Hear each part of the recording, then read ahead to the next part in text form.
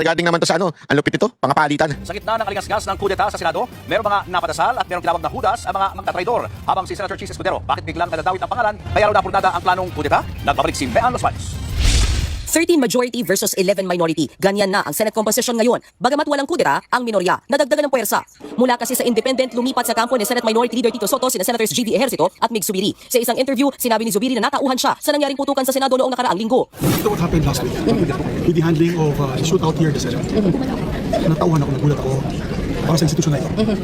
At napaisip ko na malalim. I prayed hard and Ay nako, alam mo Zubiri, wala kang bayag. Yun ang sasabihin ko sa'yo. Napaisip daw siya. Tinan mo yung naisip niya, pakinggan yung naisip niya. discerned. I sought for discernment. And I said, it's about time to make a stand. It's about time to make a stand. Ang sarap pakinggan kung lumipat ka sa majority, tama yung wordings mo eh. It's time for you to make a stand. Napaisip ka. Alam mo ako this is my opinion. Hindi mo pwede sabihin fake news to. Feeling ko ganito ang nangyari sa kanya eh. Nilipat na siya sa majority. Tapos, nagkabarilan, binomba. Barilan na pala. Nilusob ng NBI ang Senado. Sabi niya siguro sa isip niya, oh shit. Napaisip siya, sabi niya, napaisip ako. Siguro sabi niya, patay kang bata ka, mukhang seryoso itong gobyerno na ito. Mukhang seryoso itong gobyerno na ito. Gagawin ng lahat para mailipat sa minority ang Senate presidency at makuha si Bato. Basta kalaban mo itong gobyerno na ito, wala ka talagang pag-asa. Napaisip siya eh. Ngayon biglang sabi niya, I have to take a stand daw. Stand with what? You are only making a stand if somebody is attacking you or somebody is trying to bring you down. Who's going to bring you down from the Duterte camp? Who's going to bring you down from the Cayetano group? No one.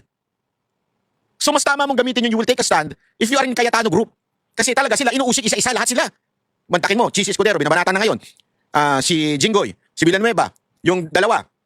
Si Villar, si Lauren True, yung anak niya. Isipin mo halos lahat, sino yung susunod pa, di ba? Meron na tayo naririnig na si Bongo. Ngayon naman si Robin, person of interest na. Sino nang natira? Isipin niyo, sino na lang natira? Si Cayetano tsaka yung kapatid niya. Tama, mali. So yun yung talagang literally under attack and therefore they have to take a stand. Yung sinasabi mong taking a stand, with what? With whom? With from? Mali, with from? Sorry, from what? Hindi pala with from. From what ikaw tumatayo? Wala! So feeling ko, tumansik ka naman. So feeling ko mga kababayan, napaisip na siya, sabi niya, tangina, yari tayo dito. Talagang seryoso itong gobyerno na to, talagang ididiin tayo dito, wag na tayo, wala tayong pag-asa dito. It's time to just stand. Hindi take a stand, just stand na lang. Dito na lang tayo, wag tayong malis. Bago yan, nilapitan ni Zubiri si Senator Wen Gatchalian na ini-interview noon ng media. Tinakbayan niya at sinabing, Let me just say, this is my candidate for Senate. napangiti na lang dyan. Oh, di ba? Hindi mo maipintay mukha ni Gatchalian eh. Kasi alam mo, nung Sabado pa lang, alam ko na po yan eh. Ay, hindi, Sabado. Ano bang araw yun? Wait yung magkakagawan. Thursday pa lang eh. Hindi, tama, Sunday pa lang, Sunday. Sorry. Sunday pa lang po, ano ko na yan, meron na po akong naririnig mula dun sa aking talaba. May talaba po kasi ako sa Senado eh. Di ba yung isa, ulitin ko, yung isa meron siyang Tweety Bird na support sa Senado. Tayo, meron tayong talaba dyan sa Senado na talagang nalalaman natin yung mga sinasabi at talagang sigat siya ng kanilang inaano. Tapos tinatakot nila yung mga, alam mo na, yung mga binanggit. Si Gatchalian, ayon naman sa isang source ng News 5, kayang maghatak ni Senator Chis Escudero ng hanggang 4 na senador para mabago ang liderato ng Senado. Kinausap umano ng minorya si Escudero pero humingi ito ng mabibigat na kondisyon na hindi raw kayang ibigay ng minority bloc sa kadahilan ng paano naman daw ang dignidad ng minorya. Sinusubukan pa namin kunin ang reaksyon ng kampo ni Escudero at ang minority bloc kaugnay nito pero wala pa silang tugon. Kanina nga sa pagbubukas ng Senado, naintriga ang ilan nang maispatang nagbubulungan sina Escudero at Cayetano. Bago rin yan, nakitang nagtatawanan palabas ng elevator sina Senator Ping Lacson at Senate President Pro Tempore Loren Legarda. Matatandaan sila. Yung mga media ko, ano talaga, no? Alam mo, makachismis lang talaga. Hindi, di ba? Sobrang mga chismosa itong mga media na to eh. Kesyo, sinichismis. Hindi, alam mo kung bakit. Feeling ko may instruction eh. May instruction. Kasi remember, di ba? Yung tinatawag, alam naman natin common na yun, yung divide and conquer. Ang ginagawa nila, nagpapasok sila ng intriga. Iniintriga nila si Chis Escudero, nakakalas na. Iniintriga nila si Loren Legarda, nakakalas na, babalik na sa minority. Which I doubt. Alam mo, marunong makinig yung mga yan eh. Sa tingin ko, marunong silang makinig. Na paninindigan nila. Kasi nga, tulad nga sinabi ko, kayo mga senador, kung nakakarating sa inyo to, sana makarating sa inyo to. Kayo mga senador, isipin nyo, 2 years nyo na lang titiisin si Marcos. Sure shot na yan. BP Sara na yan for another 6 years, 2028. Unless may gawin silang masama kay BP Sara Duterte. Pero sure shot na yan, 2028 it will be kay Sara Duterte. So, ibig sabihin nun, 2 years kayo magtitiis kay Marcos o 6 years ninyo kakalabanin si BP Sara Duterte. Mamarkan kayo. Maniwala kayo sa akin. Si BP Sara Duterte, mamarkan kayo yan. Hindi ako tagapagsalita. Ito, ibasa ko lang sa kanya. Oo, hindi niya kayo gagantihan, pero markado kayo. Pag si BP Sara nagmarka, kahit close ka pa kay Duterte, markado ka. Take my word, and I think you know what I'm saying. Mga senador, makinig kayo. Alam nyo yung sinasabi ko. May alam kayo eh. Kasamahan nyo yan eh. Di ba? Pag si BP Sara Duterte nagmarka ng tao, kahit malapit pa sa tatay niya, markado na. And it's an open secret. Kaya wag kayong magkamaling lumipat. Markado kayo, sigurado yan. For 6 years. Sabi ni Lacson na may tampo siya kay Legarda matapos itong bumaliktad at umanib sa kampo ni Cayetano. Pero sakaling ang may bumaliktad sa 13 mayorya, sagot ni Senator Dati Marcoleta dyan. Kaya mas masahol pa kay Judas. Yung maghuhudas sa amin. Yun.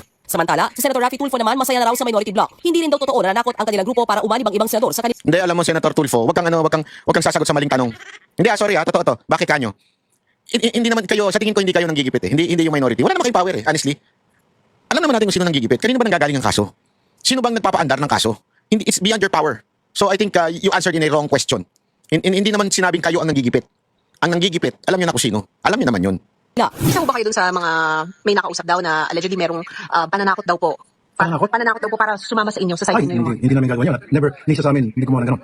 We will not do that. Why would we? Same po ay sa minority, sir. Minority. Come what may.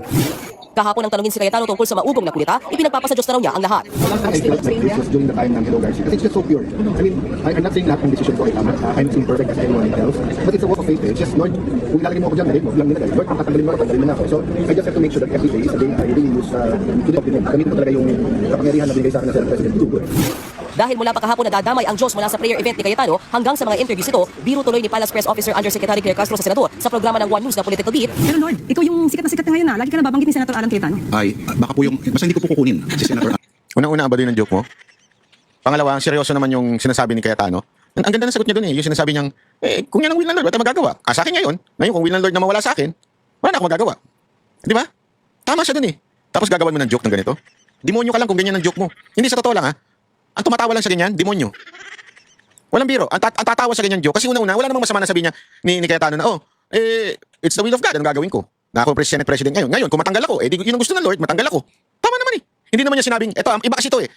Kung ginamit niya ang Diyos, ganito dapat ang kanyang script. Anong script niya? Sabi ng Diyos, ako maging Senate President. Yan, ginamit mo Diyos.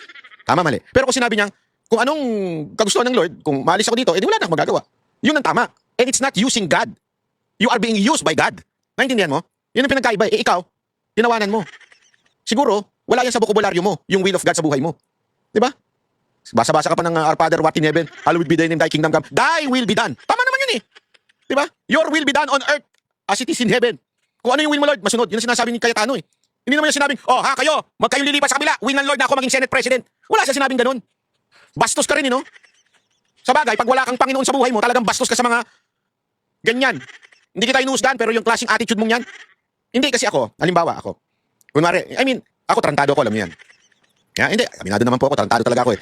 Pero kung may magsabi sa akin na, alam mo, kung ano yung will na lang ng Lord sa akin, yun na lang ang ano. Tapos tatawanan ko. Will ng Lord, gago ka pala eh. Di ba? Anong tawag mo sa akin? Damonyo. Pero hindi eh. Kasi kahit tarantado ako, sasabihin ko, nga, tama ka naman dyan. Kung ano yung will ng Lord, yun na lang. Wala tayong magagawa, ganyan talaga eh. Di ba? Kaya yung ganitong klase, tawa ng demonyo yan. Na nagmamanifest. Lumalabas sa ano mo. Hindi, yan ang totoo dyan. Ugali nito. Hindi kasi laging Lord. Opo, Lord God. Lagi ka nababanggit. Oo. Kung usapang Diyos lang din, mabigat naman ang dasal ni Senator Soto sa pagbubukas ng plenaryo kanina. These challenges. Ito wala namang issue dito. Hindi ko alam bakit ginamit pa nitong TV5. Yung panalangin niya, tama naman eh. Hindi ko maintindihan eh. Hindi, sorry. Sige na nga, play na nga natin. Ito, halimbawa yan, against ako kay Soto. Pero tama naman yung panalangin ni Soto. Bakit parang may issue? Kung usapang Diyos lang din, mabigat naman ang dasal ni Senator Soto sa pagbubukas ng plenaryo kanina. In these challenging times, may those entrusted with leadership walk in righteousness, accountability, and genuine concern for the common good. Grant us the courage to do what is right, even when it is difficult. And dear God, give us wisdom to choose what is just over what is convenient. Protect our institutions and our nation from the influence of evil, corruption, greed, division, and selfish ambition.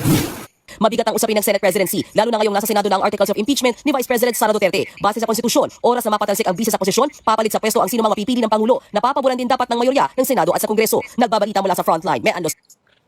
Di ba ho? Tama naman po eh. Yung kanyang